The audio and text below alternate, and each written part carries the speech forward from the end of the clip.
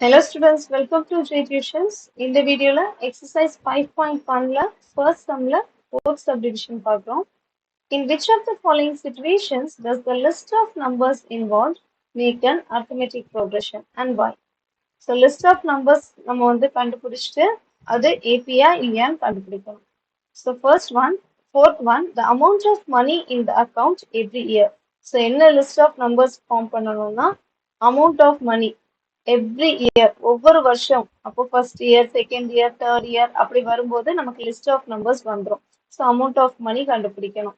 When rupees 10,000 is deposited at compound interest at 8% per annum.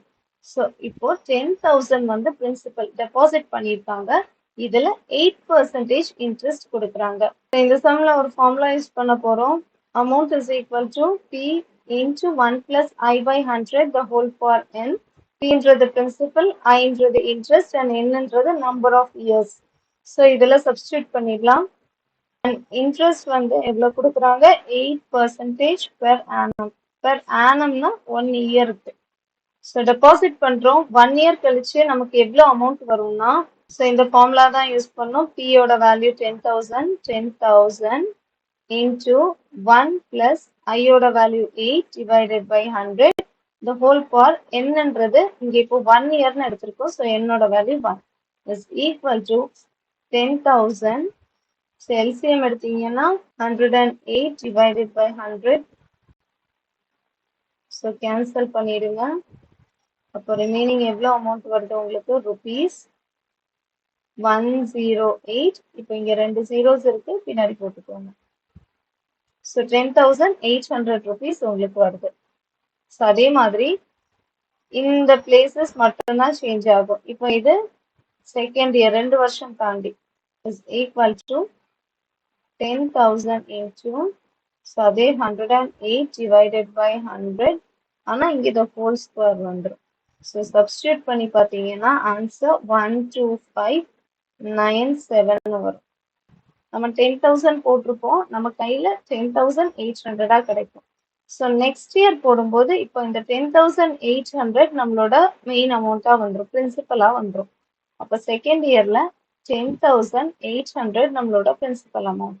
So அதே மாதிரி 1 plus 8 by 100 இங்கே 2 years கொடுத்துருக்கோம். So the whole square போடுறோம். அதே மாதிரி 108 divided by 100 the whole square வந்துடும். இதை சப்ஸ்டியூட் பண்ணீங்கன்னா 12597 வரும். அதே மாதிரி 3 years செகண்ட் இயர் முடிச்ச உடனே உங்க கையில இவ்வளோ அமௌண்ட் இருக்கும்.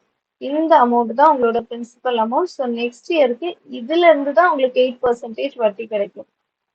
ஸோ பிரின்சிபல் அமௌண்ட்ல எழுதிருங்க 3 வருஷம் ஆஃப்டர் 3 years எவ்வளோ கிடைக்கும்னா 12,597 பிரின்சிபல் அமௌண்ட்ல இருந்து 1 plus 8 by 100.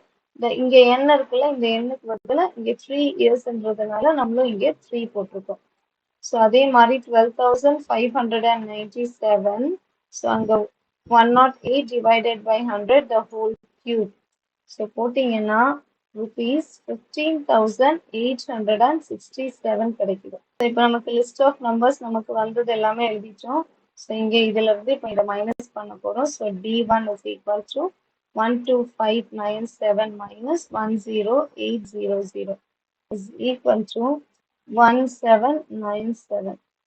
அதே மாதிரி D2 is equal to so minus பண்ணும்போது D1 ஓட வேல்யூ 1797 and D2 ஓட வேல்யூ 3270 வருது. ஸோ இது ரெண்டுமே ஈக்குவல் கிடையாது. So D1 is not equal to D2. Common difference same இல்லை. So it is not an ஏபின்னு எழுதலாம்.